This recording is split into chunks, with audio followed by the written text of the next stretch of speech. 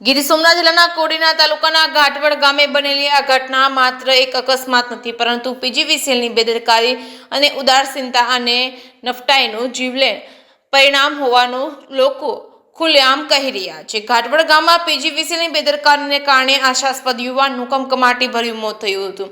ઘાટવડ ગામના આગેવાનો દ્વારા પીજીવીસીએલ વિરુદ્ધ માંડ્યો હતો મોરચો, રોષે ભરાયા હતા। આગેવાનોનું કહેવું છે કે આનો અમને ન્યાય નહીં મળે તો ઉર્જા મંત્રી સુધી જવાની તૈયારીમાં છે। બંને યુવાનોને નનામી એક સાથે નીકળતા આખું ગામ હિપકે ચડ્યું છે। માહિતી અનુસાર રસ્તા પરથી પસાર થતી 11 કેવી હાઈટેન્શન વીજ લાઇન અચાનક તૂટી પડી હતી। સીધી બાઇક પર પસાર થતા ત્રણેય યુવાનો પર પડી હતી। પડવામાં વીજ પ્રવાહના જોરદાર ઝટકાથી ભયાનક દુર્ઘટના સર્જાઈ। સ્થાનિક લોકોનો સીધો આક્ષેપ છે કે કોડીનાર તાલુકા પીજીવીસીએલની બેદરકારી લાંબા સમયથી ચાલી આવી રહી છે। ગામડાઓમાં ઘણી જગ્યાએ વીજ લાઇનો જોખમી હાલતમાં છે, વાયર ઢીલા છે, થાંભલા જૂના છે અને કેક તો વીજ તાર જમીન સુધી લટકતા જોવા મળે છે।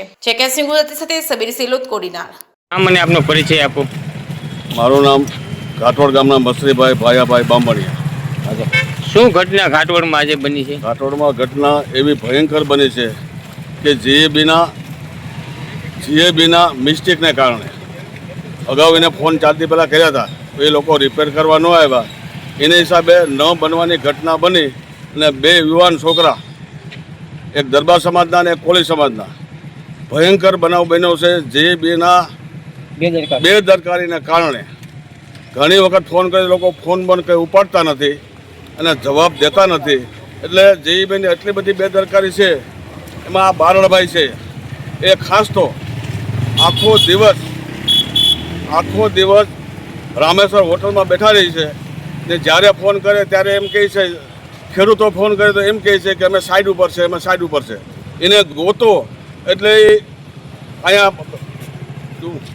રામેશ્વરમાં બેઠા હોય છે આખો સ્ટાફ લઈને, કંઈ કરતા નથી, ખેડૂતનું સાંભળતા નથી, ખેડૂતને કોઈ જવાબ દેતું નથી। આ ઘાટવડ ગામની અંદર આ ઘટના બની, એના વિશે તમારી શું માંગ છે?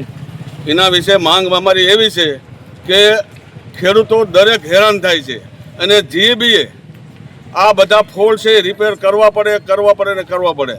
આ બધા વાયરિંગો એટલા બધા લટકે છે કે જીએબીવાળા પૂગતા નથી અને વધારાના માણસો કે સ્ટાફ રાખતા નથી, એને કારણે ખેડૂતોને આવા બનાવ બન્યા કરે છે અને ખેડૂતો બહુ પરેશાન થાય છે।